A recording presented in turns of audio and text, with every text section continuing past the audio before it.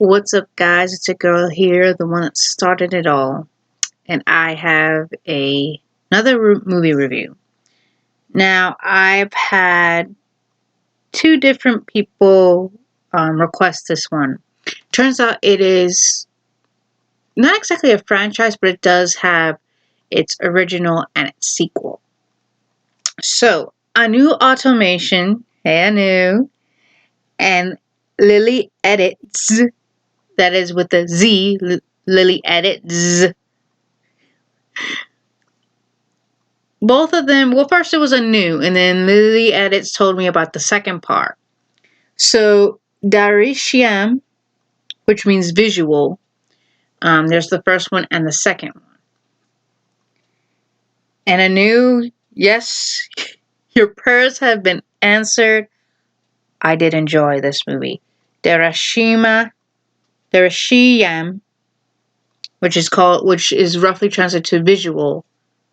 I did like both of them. So, I'm going to put these sequels into one video. I'm not going to do, part 1 and part 2 for some videos. No, this is going to be in one video. Because it's just easier that way. So, this movie is about a gentleman called George Cutty. I'm just going to say George. So, George is a man who, he's like an entrepreneur and he's a cable guy. You know, he didn't always have that, but he worked hard. But his main priorities in his life is his wife, Rani, Raini, and his 2 daughters. I'm not even going to attempt to pronounce the other daughter's name. Basically, these two franchises, so the first film is like how they got into this mess. And the second one is how do they stay out of the mess. It is a crime movie that is of Malayan, well, it's Indian, but it's Malayan cinema, which is pretty cool because it explains a lot. Sorry, something stuck in my throat.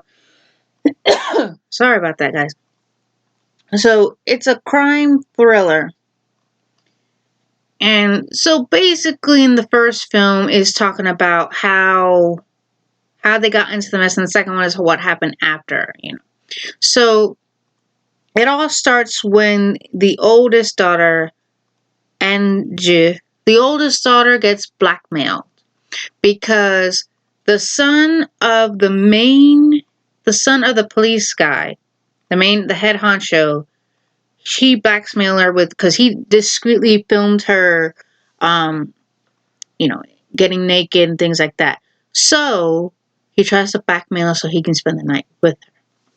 Now, what ends up happening is he goes into her house and tells her, if you don't do it, I'm going to put this up on the internet and you will be known as, like a whore, and your family will be dishonored, blah, blah, blah.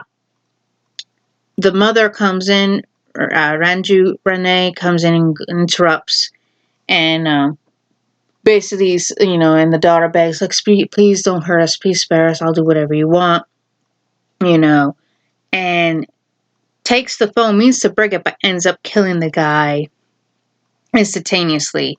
Like, wow. They end up burying him in the backyard, and the youngest sister witnesses from afar. George is told by the events, and, okay, we gotta think of an alibi quick. Okay, we're gonna go on a trip. We're gonna do what we can, blah, blah, blah. So we can make these guys go away. So there is this guy who watches that, because what he does is he puts the SIM card he puts the SIM card from the broken phone into another phone to get the police. That way, when they realize the guy's missing, they'll go and find him there. They'll think he's there. He also throws away a piece of fabric from the bad guy, Vaughn, I believe. Vaughn? Is that how you pronounce his name? Vaughn? He throws something in the river, and there's this other guy who hates George. Hates him. Notices this. So, Vaughn ends up missing, both, the guy who doesn't like him and the head honcho of the police department and this other woman. They're trying to figure out what happened. So, Geetha, I don't know, she's a female and she noticed something's up, and, sensing, because they got a tip from the other dude, hey, he did it, something's not right.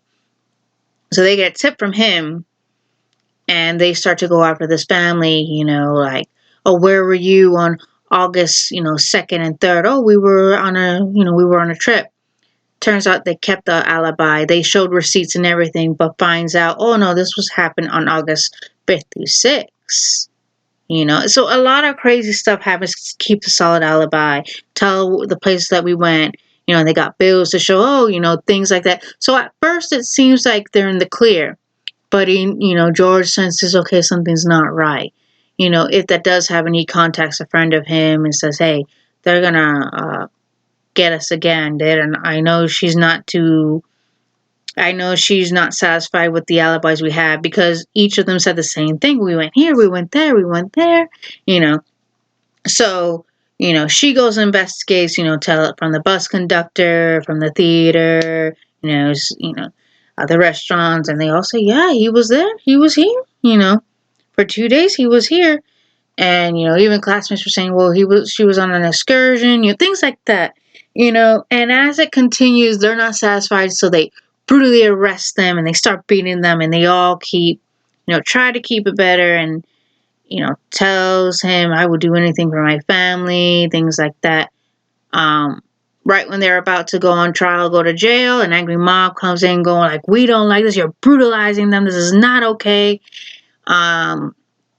So the woman has to resign.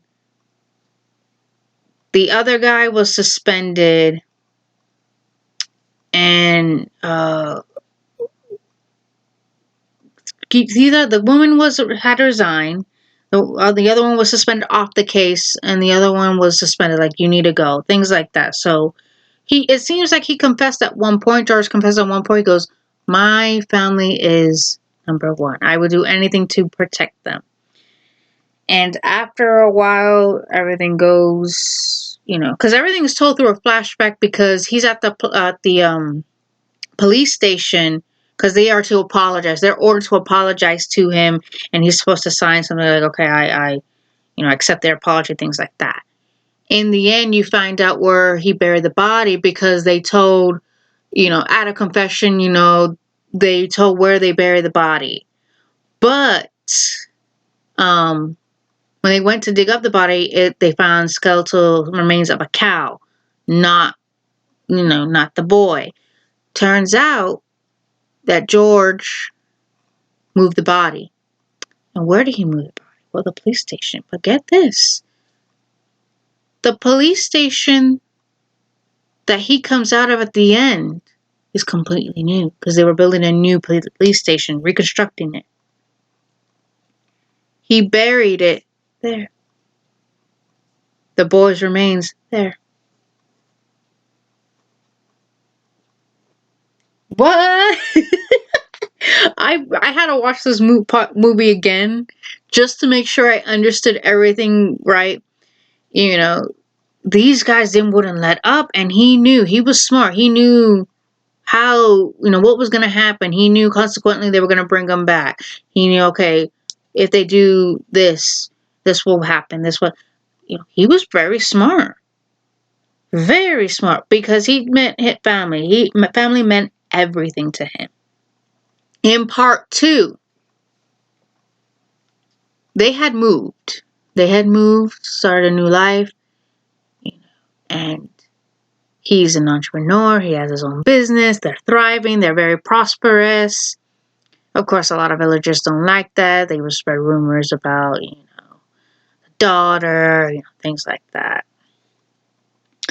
The mother is friends with a wife of a government clerk who was often abused by her alcoholic husband.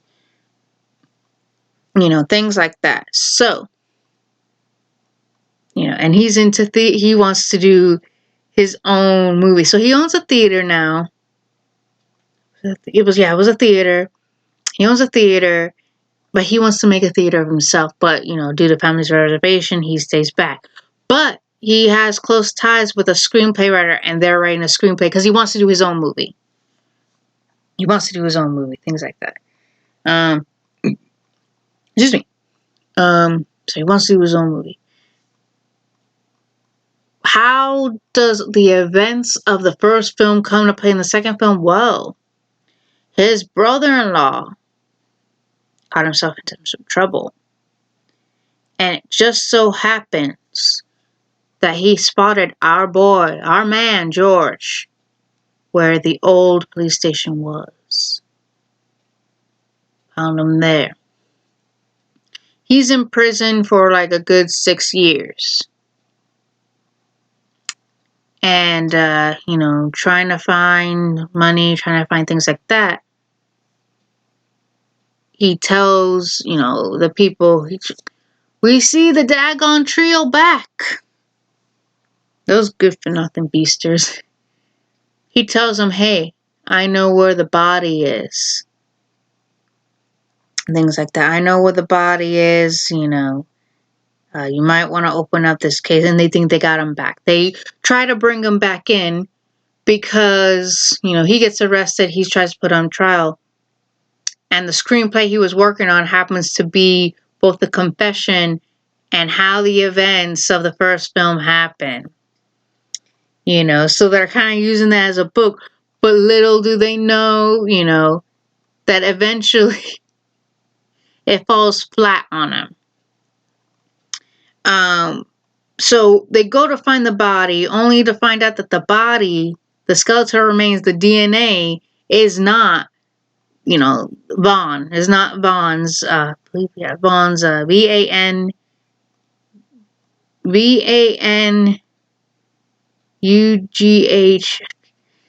Isn't the case, it's the same sex, the same age, but it's not him. So how did he do it? He burnt the remains. Like, he knew, as if knowing this was going to happen, he took the skeletal remains and cremated them. He's like, oh, and the hero did this and the hero did that. And,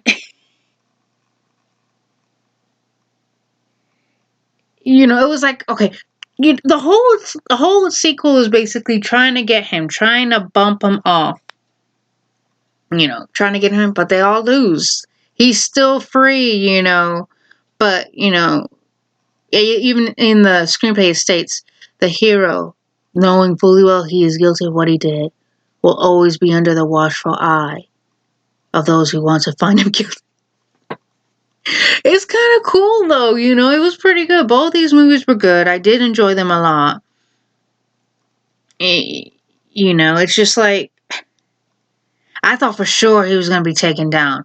I thought for sure he was going to be taken. I was like, no, he can't go to jail. He's this close. No, I couldn't. It was a good film. Very good. Both of these were good. Like, oh my God. I did like the sequel. I did.